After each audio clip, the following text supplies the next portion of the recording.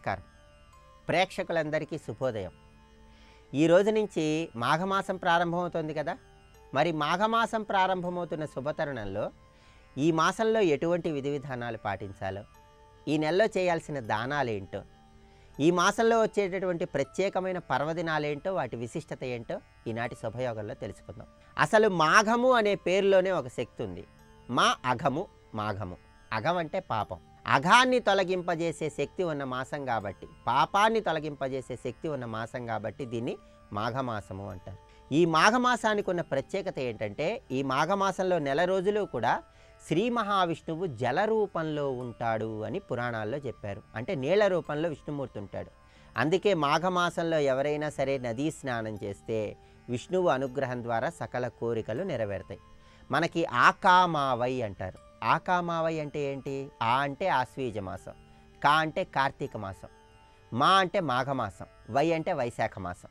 ఆకామావై అంటే ఈ 4 మాసాలు కూడా విష్ణుమూర్తికి ఎంతో ప్రీతిపాత్రమైన మాసాలని మనకు గ్రంథాలన్నీ చెప్తున్నాయి. వాటిలో ఒకటి ఈ మాఘమాసం. అందుకే మాఘమాసంలో ఒక్కసారైనా సరే నదీ స్నానం చేయండి. తప్పకుండా విష్ణుమూర్తి అనుగ్రహం ప్రతి ఒక్కరికి సులభంగా కలుగుతుంది. అలాగే ఈ మాఘమాసానికి ఉన్న ప్రత్యేకత ఒక శ్లోకంలో కూడా చెప్పారు. దుఃఖ దారిద్ర్యనాశాయ శ్రీ విష్ణోస్తోషనాయ చ ప్రాతః స్నానం కరోమ్యద్య మాఘే పాప వినాశనం అంటుంది శాస్త్రం. అంటే ఈ శ్లోకంలో మొదట్లోనే చెప్పారు, దుఃఖ దారిద్ర్యనాశాయ. దుఃఖాలు పోవాలన్నా, దారిద్ర్య బాధలు తొలగింపజేసుకోవాలన్నా మాఘమాసంలో నదీ స్నానం చేయాలి.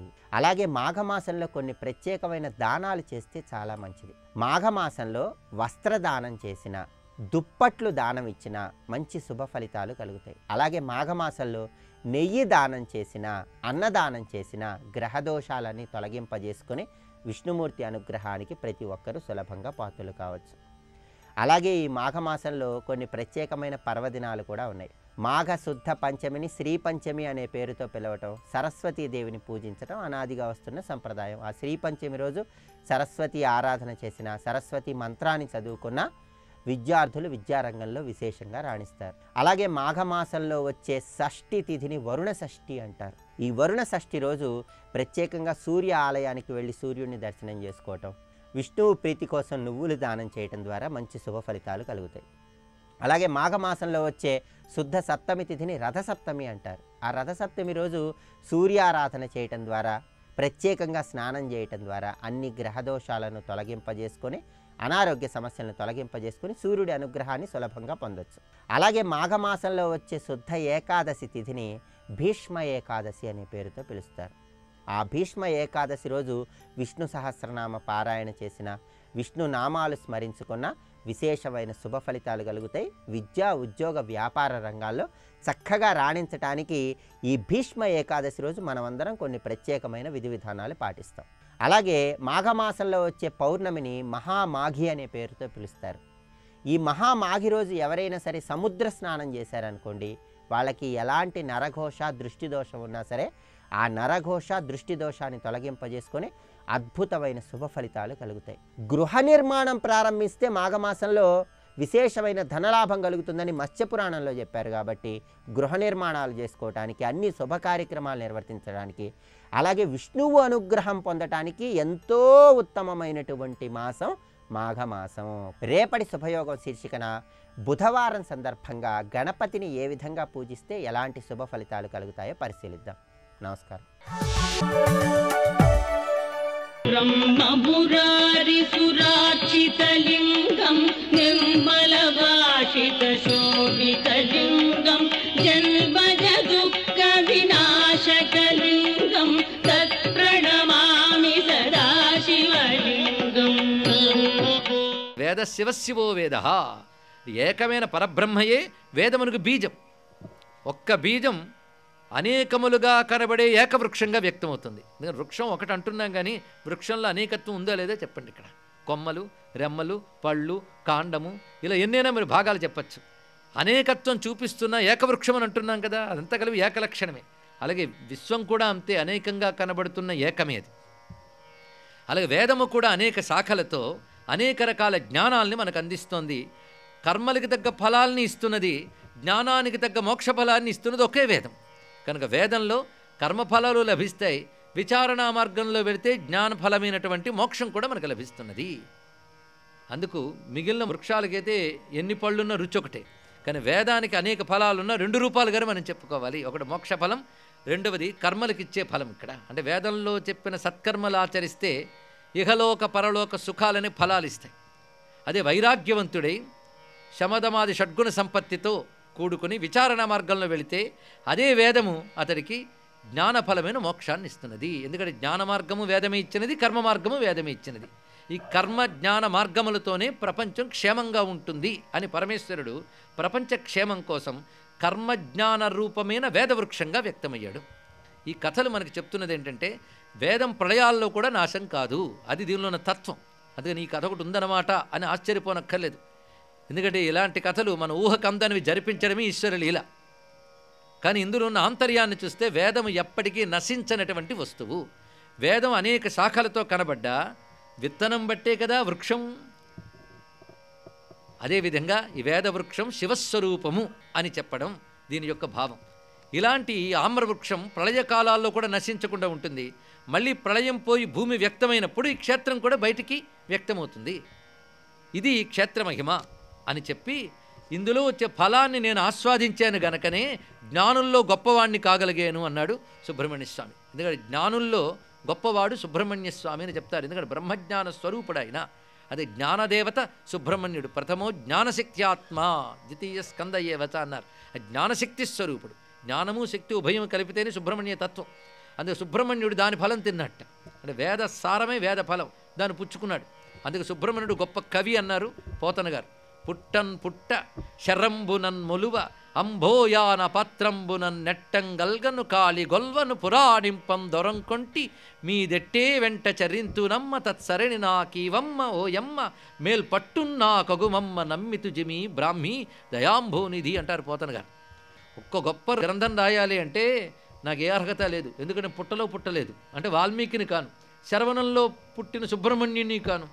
అంతేకాదు అంభోయాన పాత్రంబునన్ నెట్టంగల్గను, పడవ నడుపుతూ ఉంటే పుట్టలేదన్నాడు, అంటే వ్యాసదేవుణ్ణి కాను. కాళి కొల్వను, కాళిదాసును కాను అని చెప్పాడు. మరెందుకు పూనుకున్నావా అంటే నీ దయ ఆలంబనమమ్మ అన్నారు. ఇక్కడ శరంబునన్ మొలువ అనేటువంటి విషయం వచ్చేటప్పటికల్లా సుబ్రహ్మణ్యుడు మహాకవి జ్ఞాని అని మనకు అర్థమవుతుంది. అంతేకాదు అపారమైన ప్రతిభ, షణ్ముఖి ప్రతిభ అని చెప్పబడుతుంటుంది. అది సుబ్రహ్మణ్య తత్వం. అంత జ్ఞానం నాకు ఎలా వచ్చిందని ఈ ఫలం పుచ్చుకున్నాను కదా అన్నాడు ఇక్కడ.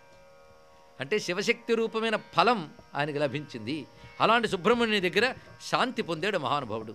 అలాంటి ఏకామ్ర వృక్షం ప్రళయకాలాల్లో కూడా నశించకుండా ఉన్నది, నేటికి ఉందండి. అదే ఆశ్చర్యం. ఏదో ప్రకృతి వైపరీత్యాల వల్ల దెబ్బతిన్నట్టు కనబడ్డా మళ్ళీ వస్తుంటుంది, అది ఆశ్చర్యం. మన పురాణములు వర్ణించిన క్షేత్రముల్లో స్థల వృక్షములు నేటికి అలా చెక్కు చెదరకుండా ఉన్నాయి. కానీ ఏకామ్ర అని దాని యొక్క పేరు. అంటే ఏకామ్ర అంటే అంత వేదవృక్షానికి ఒకే ఆమ్రబీజం శివుడు, అంత వేదవృక్షము ఒకే శివస్వరూపము అని కూడా చెప్పడం. అది ఏకామ్ర వృక్షం. అంటే ఇతర ఆమ్రముల వృక్షముల వంటిది కాదు, భిన్నమైనది. అంటే వాటికంటే ప్రత్యేకమైనది అని చెప్పడమే ఏకశబ్దానికి అర్థం. ఏకం అంటే ఒకటి అని మాత్రమే కాకుండా ప్రధానం, ప్రత్యేకం అని అర్థం చేసుకుంటే ఒక ప్రత్యేకమైన ఆమ్రం కనుక ఆ వృక్షమే శివుడు.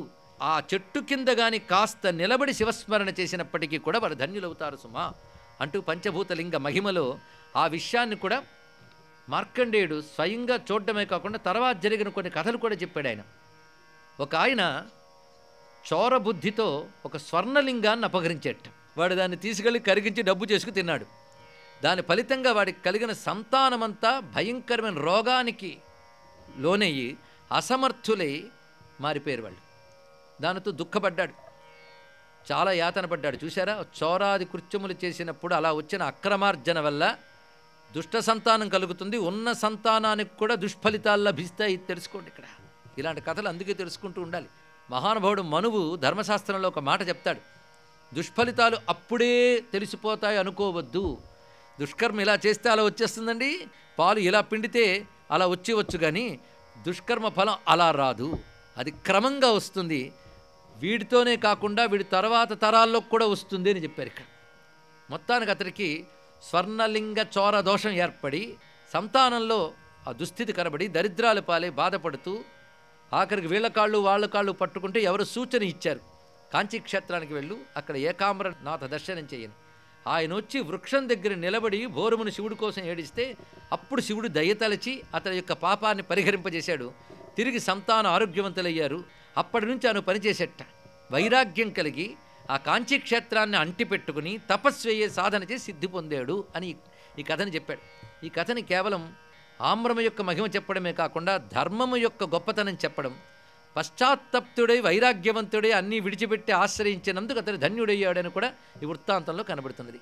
ఇలాంటి కాంచీ మహిమలు చాలా ఉన్నాయి.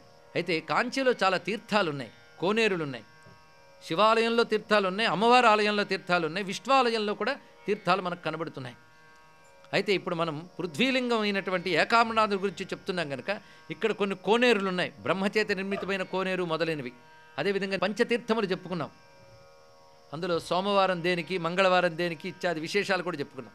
ఇందులో సర్వతీర్థములు ఒక తీర్థం ఉంది. ఆ ఒక్క ప్రస్తావన మాత్రం విశేషంగా చెప్పారు ఇక్కడ. ఎందుకంటే దాన్ని స్మరిస్తే చాలు ధన్యులమవుతాం అన్నారు కనుక ఇక్కడ స్మరిద్దాం దాన్ని. సర్వతీర్థం ఇది ఎలా ఏర్పడిందంటే కంపా నది గురించి విన్నారు కదా. కంపా నది ఎలా వచ్చిందో చెప్పుకున్నా. గంగ మహాప్రవాహంగా రావడం, ప్రళయబంధిని దుర్గ తన కపాలాన్ని పెట్టగానే అది ఆకర్షింపబడింది ఆ జలమంతా. అంటే అంత జలం కూడా ఆమె కపాలంలో బంధింపబడింది. అది అత్యంత పవిత్రమైనది. ఎందుకంటే శివుని శరీరాన్ని తాకి ప్రతి రోమకూపాన్ని స్పృశించి వచ్చినప్పుడు 3.5 కోట్ల తీర్థశక్తి ఆ గంగలో ప్రవేశించింది కనుక అంత శక్తి ఇప్పుడు కపాలంలో ఉన్న జలంలో ఉంది.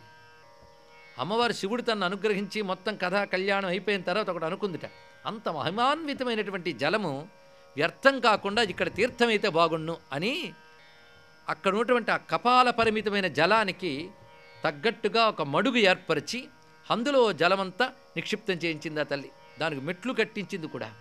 దాన్ని సర్వతీర్థం అంటారు.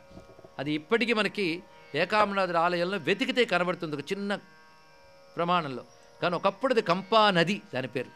ఈ విషయం మనకి మూక కవి తన మూక పంచశతిలో ప్రేమవతి కంపాయాం స్థేమవతి యతి మనస్సు భూమవతి సామవతి సత్యగిరాం సోమవతి శిరసిభాతి హైమవతి అనే మాటలో చెప్తాడు. కంపాయాం కంపా తీరమునందు తల్లి ఉన్నది అని వర్ణిస్తూ ఉంటారు. ఆ కంపా ఇది. దీని సర్వతీర్థము అని చెప్పబడుతుంది. ఎందుకంటే మొత్తం 3.5 కోట్ల తీర్థశక్తి ఉంది కనుక సర్వతీర్థం అని చెప్పబడుతుంది. ఇది పృథ్వీలింగం యొక్క మహిమ మనం పూర్తి చేసుకున్నాం. దీనికి సంబంధించి కాంచీ విలాసంలో కొన్ని శ్లోకాలు చెప్పారు.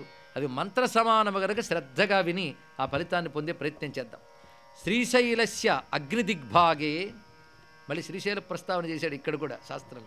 శ్రీశైలానికి ఆగ్నేయం వైపు యోజనే చైక వింశకే 21 యోజనాల దూరంలో కావేరీ కృష్ణయోర్మధ్యే తత్ర గౌరీ తపోవనే, దీనికి మరొక పేరు గౌరీ తపోవనం. కంపాయాం దక్షిణే కూలే రుద్రశాలా ధరాతలే ఏకామ్రనాయక శంభు సదా తత్ర ఇవ వర్తతే అని చెప్తూ కాంచి శబ్దానికి ఇక్కడ అర్థం చెప్తున్నాడు. కాంచి మొలనూలు అని, కానీ కాంచన వృక్షములు అని కొన్ని ఉంటాయి, కోవిదారపు చెట్లు అంటారు. అవి ఎక్కువ ఉండడం వల్ల దీని కాంచీ క్షేత్రం వచ్చిందని ఒక నిర్వచనం ఒక చోట కనబడుతుంది. కనుక 2 అర్థాలు ఉన్నాయి. భూమికే ఇది మొలనూలు వంటి స్థానము, మణిపూర స్థానము గనక ఇది కాంచి అని ఒక అర్థం ఉన్నది. కానీ కాంచీకి ఇంకా మరికొన్ని అర్థములు శివుడు చెప్పాడు స్వయంగా. వాటి తెలుసుకుందాం. కేన అంచిత ఇది కాంచి అన్నాడు. కా అనే శబ్దానికి బ్రహ్మమునొక అర్థం, ఆనందమునొక అర్థం, 2. అంచిత అంటే కూడినది అని అర్థం, పూజింపబడినది అని అర్థం. కేన అంచిత అంటే బ్రహ్మచేత పూజింపబడిన చోటు. అంటే బ్రహ్మ ఇక్కడ శివుని కోసం అమ్మవారి కోసం తపస్సు చేశాడు కనుక బ్రహ్మదేవుడు సత్యలోకాన్ని విడిచిపెట్టి ఇక్కడ కూర్చుని తపస్సును ఆచరించాడు. అందుకే ఇక్కడే అమ్మవారి యొక్క సాక్షాత్కారం పొందాడు. కామాక్షి నామాన్ని పెట్టాడు. ఆయన ఇక్కడే యజ్ఞం చేసి ఆ యజ్ఞ గుండంలోంచి వరదరాజస్వామి సాక్షాత్కారం పొందాడు కూడా చెప్తున్నది. స్వస్తి.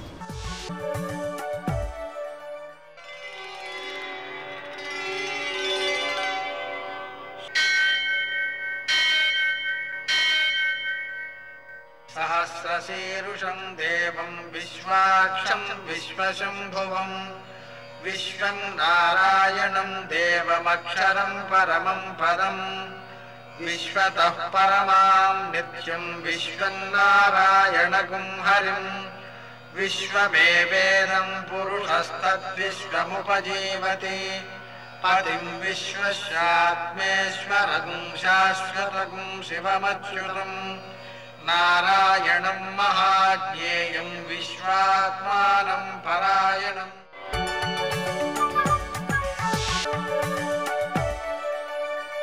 सूर्यशौर्यमथेन्दुरिन्द्रपदवी सन्मङ्गलं मङ्गलम् మర్కటేశ మహోత్సాహ సర్వశోక వినాశన శత్రువును సంహరమాం వృక్షశ్రియం దాపయమే ప్రభు. నేటి కాలమాన విశేషాలను గమనిద్దాం.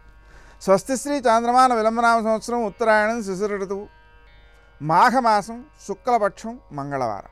సూర్యోదయం 6:50 సూర్యాస్తమయం 6:09. తిథి పాడ్యమి తెల్లవారుజామున 5:15 వరకు. నక్షత్రం ధనిష్ట పూర్తిగా ఉంది. వర్జం ఉదయం 10:31 నుంచి 12:19 వరకు. దుర్ముహూర్తం ఉదయం 9:06 నుంచి 9:51 వరకు. మరల రాత్రి 11:13 నుంచి 12:04 వరకు. అమృతకాలం రాత్రి 9:21 నుంచి 11:10 వరకు. రాహుకాలం మంగళవారం కాబట్టి మధ్యాహ్నం 3 నుంచి 4:30 వరకు. అష్టగురుకు రీత్యా శుభప్రదమైన సమయం ఉదయం 9:20 నేటి విశేషం మాఘమాస ప్రారంభం. మా అఘ అంటే పాపము లేనిది అని అర్థం. అంటే మాఘమాసం అంతా కూడా మనం తెల్లవారుజామున స్నానం చేయడం, ఉదయకాలం దీపారాధన చేయడం, పూజ చేయడం, తర్వాత దానాలు చేయడం మొదలైన చర్యల ద్వారా పాపాన్నంతని పోగొట్టుకోవచ్చు. మాఘమాస వ్రతాన్ని ఆచరిస్తూ ఆ మాఘ పురాణం చదువుకుంటూ సాక్షాత్తు శంకరుణ్ణి అలాగే లక్ష్మీనారాయణుల్ని పూజ చేసుకోవడం ద్వారా పాపాలన్నింటినీ పోగొట్టుకోగలుగుతాం. మనకు సంవత్సరంలో ఆ కా మా వై అంటే ఆషాఢమాసం, కార్తీక మాసం, మాఘమాసం, వైశాఖ మాసం ఇవి 4 కూడా చాలా విశిష్టమైనటువంటివి. పుణ్యార్జనలో సులభంగా పుణ్యాన్ని సంపాదించడంలో ఉత్తమమైనటువంటి మాసాలన్నమాట. అందుకని ఈరోజు మాఘమాస స్నానం ప్రారంభం చేయాలి. అలాగే ద్విపుష్కర యోగం తెల్లవారుజామున 5:15 నుంచి 6:50 వరకు ఉంది. అంటే ఏమిటి? 6వ తారీఖు సూర్యోదయానికి ముందన్నమాట. ఆ సమయంలో చేసేటువంటి పనులు పునరావృతం అవుతుంటాయి కాబట్టి చక్కగా మాఘస్నానం చేద్దాం. అదే పునరావృతం అవుతుంటుంది, సత్ఫలితాలు సిద్ధిస్తాయి. మంగళవారము ధనిష్ట అనేటువంటి వాటి యొక్క సమ్మేళనంలో ఈ ద్విపుష్కర యోగం ఏర్పడుతుందన్నమాట. ఇక మంగళవారం కాబట్టి మనం చేసేటువంటి శ్రీ గణేశ రుణంచింది అనే మంత్రాన్ని జపం చేసుకోవడం, అలాగే గణపతికి సంబంధించినటువంటి గణేశ రుణహర స్తోత్రం, అలాగే నృసింహ రుణహర స్తోత్రం, అంగారక రుణహర స్తోత్రం వీటిని చదువుకుంటూ ఉండడం, వ్రణమోచక అంగారక స్తోత్రాన్ని చదువుకోవడం, హనుమాన్ చాలీసా పారాయణ చేసుకోవడం, సింధూరు పూజ చేయడం ఇవన్నీ కూడా మనకు ఆరోగ్యాన్ని, విజయాలను, అలాగే రుణభారం తొలగడాన్ని అనే సత్ఫలితాలను అందిస్తాయి. నేటి ఆణిముత్యాలు.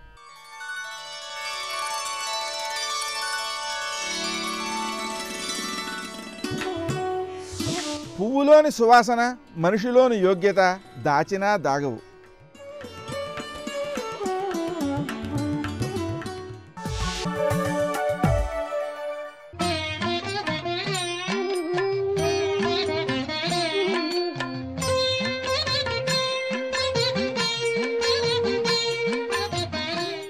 ఓం నమో నారాయణాయ.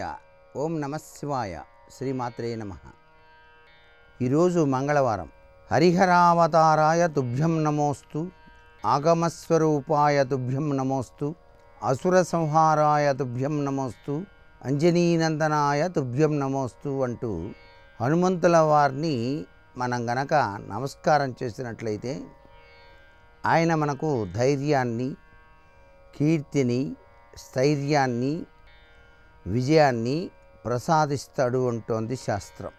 ఆంజనేయ స్వామి వారి యొక్క బడబాణల స్తోత్రాన్ని గనక మనం ప్రతినిత్యం గనక పఠనం చేసినట్లయితే విశిష్టవంతమైనటువంటి అభివృద్ధి కలుగుతుంది అని చెప్పేసి మనకు ఆంజనేయ స్వామి వారికి సంబంధించినటువంటి పురాణ ఇతిహాసాలు తెలియజేస్తున్నాయి.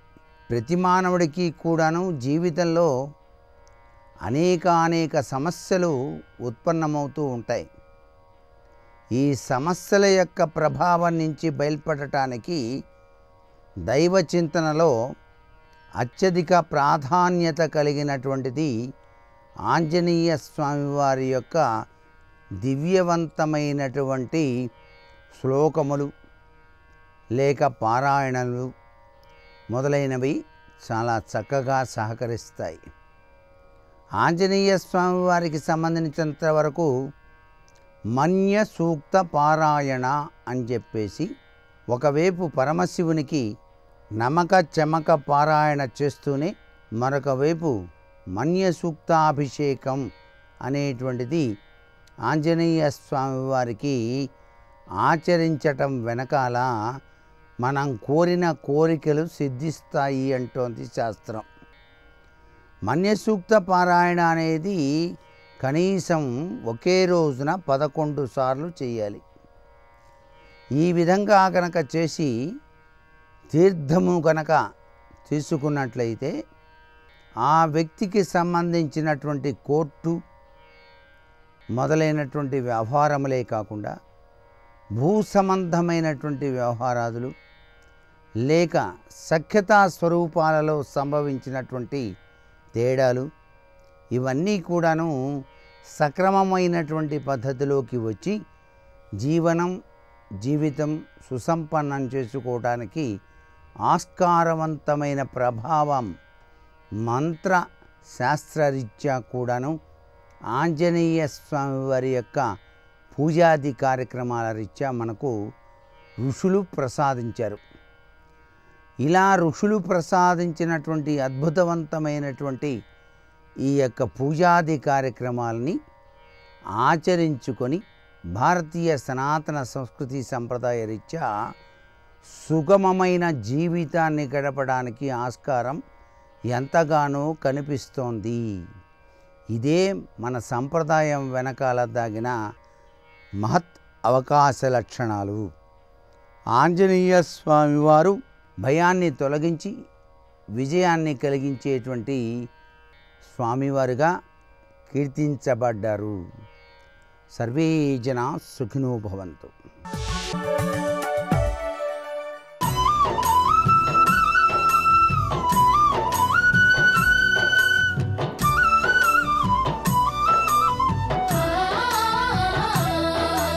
భగవాన్ రమణులు కూర్చుని తపస్సమాధిలో ఉన్నారు. అప్పుడు అక్కడి నుంచి కూర్చున్న వారిని కూర్చున్నట్టే పైకి ఎత్తి పట్టుకొచ్చి ఇప్ప చెట్టు కింద కూర్చోపెట్టారు. భగవాన్ రమణుల్ని లోకానికి చూపించినటువంటి మహాపురుషులు శేషాద్రి స్వామి. అటువంటి శేషాద్రి స్వామిని ఊరి ప్రజలందరూ భక్తి ఎక్కువైపోయి బలవంతంగా పట్టుకుని ఆయనకి అభిషేక అన్న పేరుతో నూతులు ఎండిపోయేలా నీళ్లు 2 రోజుల పాటు పోశారు. ఆయన అన్నారు, నాకు చలి జ్వరం వస్తుంది అన్నారు. ఎవరు వినలేదు, మీకేం రాదని పోసేశారు. నిజంగానే ఆయనకి చలి జ్వరం వచ్చేసి ఆ తర్వాత ఆయన శరీరాన్ని విడిచిపెట్టేశారు. మర్నాడు విడిచిపెట్టి బ్రహ్మీభూతులైపోయారు, పరమేశ్వరుని యందు ఐక్యమైపోయారు. ఆ శేషాద్రి స్వామి వారి యొక్క భౌతిక శరీరాన్ని ఊరిరిగింపు చేసి తిరువణ్ణామలై అంతా ఇప్పుడు రమణ మహర్షి ఆశ్రమం ఎక్కడుందో దాని పక్కనే శేషాద్రి స్వామి ఆశ్రమం ఉంటుంది. ఆ ఆశ్రమానికి తీసుకొచ్చి అక్కడ భూస్థాపితం చేశారు. చేసి దాని మీద శివలింగం ఉంచారు. ఇప్పటికీ శేషాద్రి స్వామిని నమ్ముకున్న వాళ్ళు చెప్తూ ఉంటారు, ఇప్పటికీ ఆయన జ్యోతిస్వరూపంతో కనపడతారని, భక్తుల్ని అనుగ్రహిస్తారని. ఆయన గురించి చెప్పుకున్నా, ఆయన గురించి విన్నా, ఆయనకి నమస్కారం చేసినా ఆయన వెంటనే గురుస్థానంలో కూర్చుని మనందరినీ కాపాడతారు అని చెప్తారు. అంతటి మహాపురుషులు. అరుణాచలం వాళ్ళ అమ్మగారి నోటి వెంట ఉచ్చరింపబడి అంతటి మహాయోగి పురుషుణ్ణి ఆకర్షించి తన దగ్గరికి లాక్కుంది. ఎన్నో జ్యోతులు, ఎందరో గురువులు, ఎందరో ఆచార్య పురుషులు, ఎందరో మహాపురుషులు అరుణాచలమనబడేటటువంటి ఆ పరమశివుని చేత ఆకర్షింపబడి ఆ అరుణాచల పట్టణ ప్రవేశం చేసి అక్కడ నివాసం చేసి మనందరినీ కూడా ఎంతో గొప్పగా అనుగ్రహించారు. అంతటి మహాపురుషులందరూ కూడా నివసించి తిరిగినటువంటి భూమి, ఎంతమంది మహాయోగులు తిరిగినటువంటి పవిత్ర భూమో అరుణాచలం. అటువంటి పవిత్ర భూమిలో ప్రదక్షిణం చెయ్యడం, అటువంటి చోట అరుణాచలేశ్వరుణ్ణి దర్శనం చేయడం, అటువంటి సిద్ధపురుషులు జ్యోతిస్వరూపాలుగా ఉంటారు అని ఉంటారు. ఏమి ఇప్పటికీ ఎందరో నమ్ముతారు. అందున శేషాద్రి స్వామి ఆశ్రమంలో ఉన్నటువంటి దక్షిణామూర్తి విగ్రహాన్ని చూసి తీరాలి. చాలా అద్భుతంగా ఉంటుంది, ఎనలేని ప్రశాంతతతో ఉంటుంది. కాబట్టి చక్కగా శేషాద్రి స్వామి ఆశ్రమాన్ని మీ అందరూ కూడా అరుణాచలం వెళ్ళినప్పుడు దర్శనం చేసుకోండి. అటువంటి మహాపురుషుని యొక్క అనుగ్రహం మనందరికీ కలగాలి అని ఆ అరుణాచలేశ్వరుణ్ణి, అపితకుచాంబని, కామాక్షి పరదేవతని ప్రార్థన చేద్దాం. అసలు అరుణాచలము అంటే దానికి మారుపేరుగా వచ్చేసినటువంటి వారు, అంత గొప్పగా అరుణాచలంతో అవినాభావ సంబంధం ఏర్పడిపోయినటువంటి వారు భగవాన్ రమణులు. అరుణాచలము ఈ క్షేత్రంతో విశేషమైనటువంటి అనుబంధం ఏర్పడిపోయినటువంటి మహాపురుషులు, కారణజన్ములు, సద్గురువు భగవాన్ శ్రీ రమణ మహర్షి. రమణ మహర్షి యొక్క జీవితమే రమణతత్వము. రమణతత్వానికి రమణుల యొక్క జీవితానికి భేదమేమీ లేదు. అటువంటి భగవాన్ రమణులు కారణజన్ములు. ఎందుకంటే కొన్ని కోట్ల కోట్ల కోట్ల మందిలో ఎవరో అటువంటి మహాపురుషులు ఒక్కరే జన్మిస్తారు. అటువంటి కారణజన్ములైనటువంటి వారు భగవాన్ రమణ మహర్షి. తిరుచుళి అని ఒక గ్రామం, దాన్ని సంస్కృతంలో త్రిశూలపురము అని దానికి పేరు. అది ఓంకార సంబంధమై ప్రణవ సంబంధమైనటువంటి ఊరు. ఆ తిరుచుళి అనేటటువంటి ఊరిలో ఒక గొప్ప శివాలయం, అతి ప్రాచీనమైనటువంటి శివాలయం. ఆ శివాలయానికి శైవ నాయనార్లు, శైవంలో ఉన్నటువంటి మహాభక్తులు 63 మందిని నాయనార్లని పిలుస్తారు. వైష్ణవ సంప్రదాయంలో భగవంతుణ్ణి కీర్తించినటువంటి భక్తులు, తమ ప్రమేయం లేకుండా ఈశ్వరానుగ్రహంతో అటువంటి కవితాశక్తిని పొందినటువంటి వారిని ఆళ్వారులు అంటారు. ఆళ్వారులు 12 మంది, నాయనార్లు 63 మంది. 63 మంది నాయనార్లలో మళ్ళీ అత్యంత ప్రధానమైనటువంటి స్థానాన్ని పొందినటువంటి వారు అప్పర్, జ్ఞానసంబంధర్, సుందరర్, ఈ ముగ్గురు. ఇందులో జ్ఞానసంబంధర్ మినహా అప్పర్, సుందరర్ వీళ్ళిద్దరూ కూడా తిరుచుళి గ్రామానికి వచ్చి అక్కడ ఉండేటటువంటి భూమినాధీశ్వరుణ్ణి స్తోత్రం చేశారు. అక్కడ ఉన్న శివుడికి భూమినాధీశ్వరుడు అని పేరు, అమ్మవారికి సహాయాంబ అని పేరు. భూమినాధీశ్వరుడు అంటే ఇంకొక మాటలో చెప్పాలి అంటే కంచి ఏకాంబరేశ్వరుడు, భూమికి నాథుడు, క్షితిమూర్తి. పరమశివుని యొక్క అష్టమూర్తి తత్వంలో శర్వాయ నమః అని పిలుస్తాం. ఏది పుట్టినా భూమిలోంచే పుట్టాలి. అసలు భూమికి ఉన్నటువంటి గొప్ప గుణం ఏది అంటే వాసన. వాసన తన్మాత్రల్ని చెప్పినప్పుడు పంచభూతాల్లో పృథివికి చెప్తారు. అలా ఆ తిరుచుళి గ్రామంలో వేయించేసి ఉన్నటువంటి మహానుభావుడు ఆ భూమినాధీశ్వరుడు, ఆయన భార్య సహాయాంబ పరదేవత. వాళ్ళిద్దరి యొక్క అనుగ్రహ స్వరూపంగా ఆ గ్రామంలో జన్మించినటువంటి వారు భగవాన్ శ్రీ రమణ మహర్షి. అక్కడ ఒక స్మార్త కుటుంబం ఒకటి ఉండేది. ఆ కుటుంబంలో ఒక చిత్రం జరిగింది. ఆ కుటుంబంలో ఒకానొకప్పుడు ఒక పరివ్రాజకుడు భిక్షకొచ్చాడు. భిక్షకొచ్చి ఇంటి ముందు నించున్నాడు. ఆ కుటుంబం వారు ఆయనకి భిక్ష ఇవ్వలేదు సరికదా, ఆయనని పట్ల ఏదో కొద్దిగా చీకాకుగా ప్రవర్తించారు. ఆయన వెళ్ళిపోతూ ఒక మాట అన్నాడు. చాలా చులకన చేసి మాట్లాడారు పరివ్రాజకుణ్ణి. భిక్ష పెట్టడానికి మీరు అంగీకరించలేదు. ఒక గృహస్థు యొక్క ప్రధాన ధర్మం బ్రహ్మచారికి, పరివ్రాజకునకు, సన్యాసికి భిక్ష పెట్టడం. మీరు భిక్ష పెట్టకపోగా చిన్నతనం చేసి మాట్లాడారు కాబట్టి ఇక నుంచి మీ ఇంట్లో 3 తరాల పాటు ప్రతి తరంలోనూ ఒక వ్యక్తి సన్యసించుగాక అని వెళ్ళిపోయాడు. బహుశः దాని ప్రభావమేమో ఆ తరువాత పుట్టినటువంటి వారు అన్నదమ్ములు వెంకటేశ్వర అయ్యర్ అని పెద్ద ఆయన తమ్ముడు సుందర అయ్యర్, 3వ ఆయన సుబ్బ అయ్యర్, 4వ ఆయన చాలా చిత్రమైనటువంటి పేరు నెల్లియప్ప అయ్యర్ అని 4. ఈ 4లో పెద్దవారైనటువంటి వెంకటేశ్వర అయ్యర్ గారు ఒకానొక సందర్భంలో తిరుప్పకుండ్రం క్షేత్రానికి వెళ్ళారు. అప్పటికి ఆయనకి ఏం పెద్ద వయసు అయిపోలేదు, కేవలం 18 సంవత్సరాల వయస్సు. ఆయన తిరుప్పకుండ్రం క్షేత్రానికి వెళ్ళి అకస్మాత్తుగా ఆయనకి వైరాగ్యం కలిగి ఆయన సన్యాసం తీసుకున్నారు. సన్యాసం తీసుకుని ఆయన ఒక చిత్రమైన పని చేస్తుండేవారు. చిదంబర క్షేత్రానికి వెళ్ళిపోయి ఉండిపోయారు. ఉండిపోయి చిదంబరం క్షేత్రంలో ఎవరు ప్రదక్షిణం చేశారో వాళ్ళ కాళ్ళకి గుండు ముళ్ళని గుచ్చుకుంటూ ఉంటాయి. ఆ గుండు ముళ్ళు కాళ్ళల్లో గుచ్చుకున్న వాళ్ళందరికీ కూడా ఆ ముళ్ళు తీసి ఆ భక్తుల యొక్క పాదాలు తుడుస్తూ ఉండేవారు ఆయన సన్యసించి. ఆయన వెంకటేశ్వర అయ్యర్. ఇక రెండవ వారు సుందర అయ్యర్. ఈ సుందర అయ్యర్ గారికి అళగమ్మ గారినిచ్చి వివాహం చేశారు. సుందర అంటే శివుడే, సుందరకాండ అని కదా మనకి. సుందరుడెవరు అంటే ఆత్మోపాసన చేసినవాడు. సుందర అన్న నామం పరమశివుడికి పర్యాయ పదం. అందుకే మధురైలో ఇప్పటికీ మీనాక్షి సుందరీశ్వరర్ అంటారు. సుందర శబ్దం శివపరం. సుందరుడు అంటే ఏమర్థమో అళగమ్మ అన్న అదే అర్థం. అళగ అంటే సొగసు అని. సొగసు అంటే సౌందర్యం, సుందరంగా ఉండడమే. సుందరయ్యర్ అన్నా కూడా సుందరంగా ఉండడమే. కాబట్టి ఇద్దరి పేర్లలో ఉన్నది సుందరము, సొబగే. సుందరయ్యర్ గారికి ఓ లక్షణం, ఆయన చాలా చిన్న ఉద్యోగంతో జీవితాన్ని ప్రారంభం చేశారు. చిన్న ఉద్యోగంతో ప్రారంభం చేసినటువంటి వ్యక్తి అంచెలంచెల మీద ఎంత కష్టపడి జీవితంలో వృద్ధిలోకి వచ్చారంటే, ఆయన దస్తావేజులు రాసేవారు.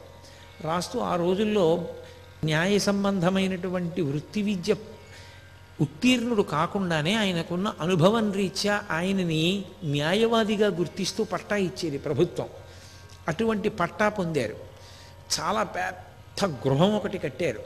చాలా విశేషంగా తనకు వచ్చిన ద్రవ్యంలో చాలా భాగం సహాయాంబ అమ్మవారి యొక్క అనుగ్రహం కోసమని, ఆమె యొక్క కైంకర్యం కోసమని ఖర్చు పెడుతూ ఉండేవారు. ఆయన ఎంత మంచి పేరు తెచ్చుకున్నారో అళగమ్మ గారు కూడా నిరతాన్నదాత. మహాతల్లి ఇంటికొచ్చిన వాళ్ళకి ఏ సమయంలో వచ్చినా అన్నం వండి పెడుతూ ఉండేవారు. ఇదే రమణ మహర్షి యొక్క జీవిత తత్వం అంటే. సర్వం శ్రీ ఉమామహేశ్వర పరబ్రహ్మార్పణమస్తు. స్వస్తి.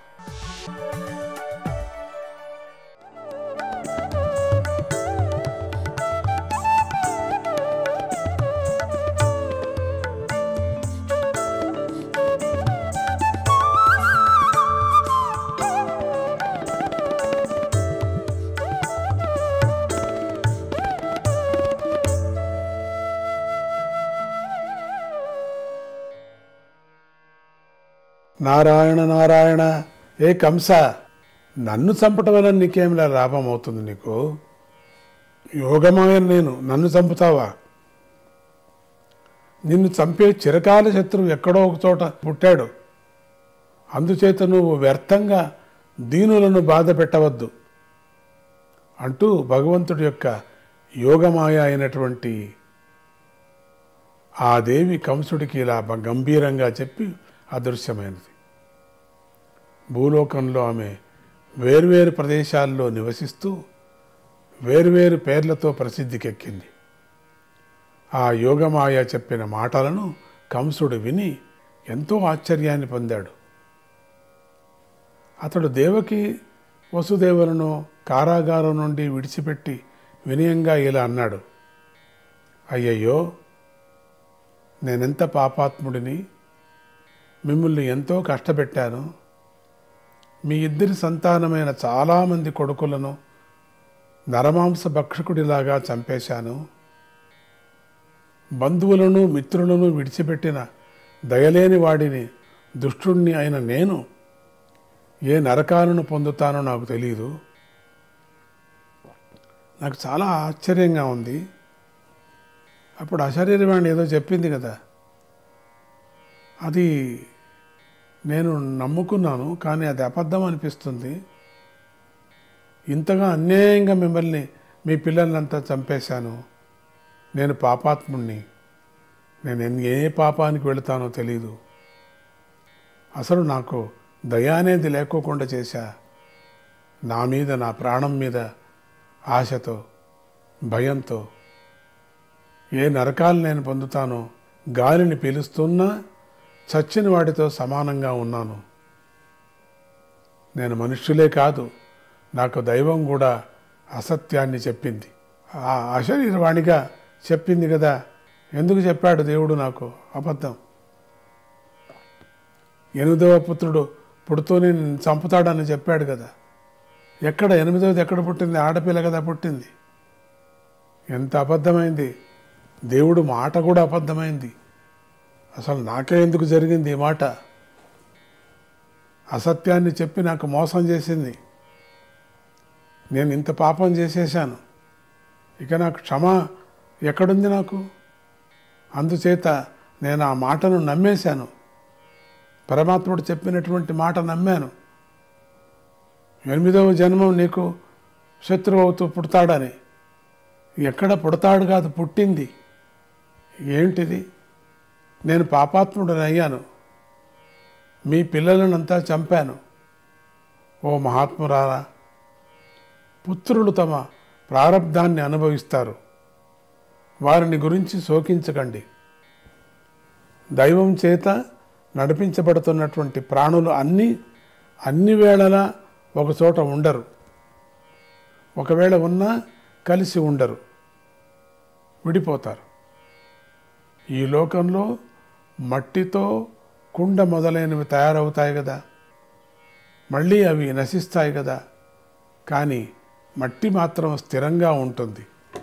అలాగే దేహాలు పుట్టిగిట్టుతూ ఉంటాయి కదా, ఆత్మ మాత్రమే ఏ వికారాలను పొందకుండా ఉంటుంది కదా.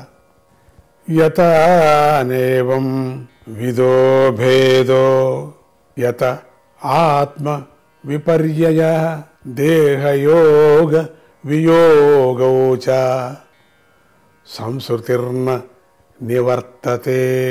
ఆత్మకు ఏ వికారాలు లేవు అనే సత్యాన్ని ఎవడైతే తెలుసుకోడో వాడికి అనాత్మలైన దేహము మొదలైన వాటి యందు ఆత్మమే అనే బుద్ధి కలుగుతుంది.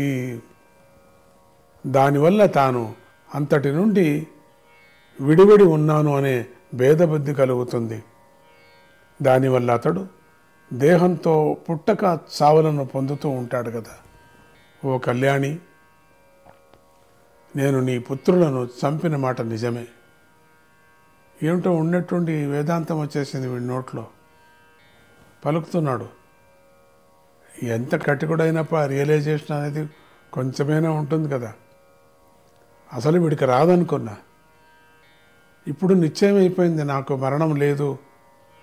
8వ పుత్రిక కదా, కాబట్టి ఇప్పుడు నేను గ్యారెంటీగా బతుకుతాను అనుకున్నాడు. అప్పుడు అనుకున్నప్పటి నుంచి కొంచెం మనశ్శాంతి కలిగిందో ఏమో. చెల్లెలకు మంచి మాటలు చెప్తున్నాడు, పాపపుణ్యాలు విచారాలు చెప్తున్నాడు. కలిగింది. ఇది కలిగినటువంటి నిజమైనటువంటి జ్ఞానం కాదు, అంత ఏం వేదాంతం చెప్పుకొస్తున్నాడు అప్పటి నుంచి. నీ పుత్రులను చంపిన మాట నిజమే, కానీ నువ్వు వారి కోసం శోకించకు. అబ్బా, ఇప్పుడు ధైర్యం చెప్తున్నాడు. వాళ్ళ కోసం నువ్వు ఏడ్చొద్దట. ఏమిటిది? చంపిన తర్వాత చంపి ఎక్కడో వెళ్ళిపోయారు, ఇంక వాళ్ళ కోసం ఏడ్చకూడదు నువ్వు. ఎందుకంటే అబ్బో, ఏ ప్రాణికైనా కూడా సుఖదుఖాల విషయంలో స్వేచ్ఛ లేదు కదా. ప్రతి ప్రాణి కూడా తన కర్మఫలాన్ని మాత్రమే పొందుతూ ఉంటుంది కదా. పాపం వాడికి వాడే చెప్పుకుంటే బాగుండేమో. ఇది చెల్లెలకు మాత్రం వేదనీతులు చెప్తున్నాడు ఇక్కడ. ఆత్మస్వరూపాన్ని తెలుసుకొని వాడు ఇతరులు తనను పీడిస్తున్నానని భావిస్తూ ఉంటాడు. నువ్వెందుకు తెలుసుకోలేకపోతున్నానా? అందుచేత అటువంటి అజ్ఞాని ఎంతవరకైతే దేహమే తాననే అభిమానాన్ని కలిగి ఉంటాడో అంతవరకు ఇతరులతో బాధలను అనుభవిస్తూ ఉంటాడు. తాను ఇతరులను బాధ పెడుతూ ఉంటాడు కంసుడిలాగా. నేను చెడబుద్ధి కలవాడిని, నన్ను క్షమించండి. సత్పురుషులు దీనులపై కృప కలిగి ఉంటారు కదా అంటూ వసుదేవుడి బావమరిది అయినటువంటి కంసుడు కన్నీరు కార్చాడు. అట్లా చెల్లెలు బావగారి యొక్క కాళ్ళు పట్టుకున్నాడు. అబ్బో, యోగమాయ చెప్పిన మాట సత్యమని, దేవకీ వసుదేవుల యందు ఏ తప్పు లేదని కంసుడు నమ్మాడు. ఎక్కడో పుట్టి పెరుగుతున్నాడు, మీది కాదు. మీ తప్పు మీలో పుడతారని అనుకున్నాను. నిజంగా అశరీరవాణ్ణి సరిగ్గా వినిపించుకోలేదేమో నేను. అష్టమ గర్భం ఉంటే అష్టమ గర్భం ఇంకెక్కడ పుట్టిందో. అవును, అశరీరవాణి చెప్పలేదు కదా, వీళ్ళు అని చెప్పలేదు కదా, నేను దాన్ని వినిపించుకోలేదు కదా సరిగా, లేక చెప్పిందో నేను వినిపించుకోలేదు. ఒకవేళ చెప్పింది అనుకుందాం, అబద్ధం చెప్పింది అశరీరవాణి. పుత్రుడు కాదు కదా, ఆడపిల్ల కదా పుట్టింది, నన్ను చంపేవాడు కాదు కదా. అందుకని ఇక్కడ అశరీరవాణి చెప్పింది తప్పో, లేక నేను వినిపించుకుంది తప్పో, లేక నీకు పుట్టినటువంటి ఆడపిల్ల ఏమో మగపిల్లవాడేమో కాదు. ఇప్పుడు తెలిసిపోయింది కదా నాకు అది ఆడపిల్ల అని. పాపం మీకే తప్పు లేదు అని కంసుడు నమ్మాడు. ప్రేమను చూపిస్తూ వారిద్దరికీ గల సంకెళ్లను తొలగించాడు. ఏదో ఎక్కడ లేని ప్రేమను చూపించాడు. దొంగ ప్రేమ అది, నాటకం ప్రేమ అనిపిస్తుంది. ఇక్కడ కంసుడు చాలా మారిపోయినట్లుగా మంచివాడిలాగా మాట్లాడాడు. కాదు, వాడు ఏమో జరిగింది అని ఏదో శంకించాడు, కొంచెం లోపల వచ్చింది. కానీ ఆ రహస్యం తెలుసుకోవద్దు, ఇంకెవరూ చెప్పరు వీళ్ళు తప్పితే అనుకున్నాడు. ఇక వీళ్ళని పీడించి ప్రయోజనం లేదు అనుకున్నాడు. లోపల ఏదో అనుకుంటున్నాడు. ఇది చదివి కొందరు కంసుడు మంచివాడే అనుకుంటూ ఉంటారు, మంచితనం వచ్చిందేమో అనుకుంటూ ఉంటారు. మనం కూడా ఒక క్షణంలో అనుకున్నాం కదా, అనిపించేటట్టుగా అవుతుంది కదా. కాదు, మంచివాడు కాదు, అలా అనుకోరాదు. నారాయణ నారాయణ నారాయణ నారాయణ నారాయణ నారాయణ.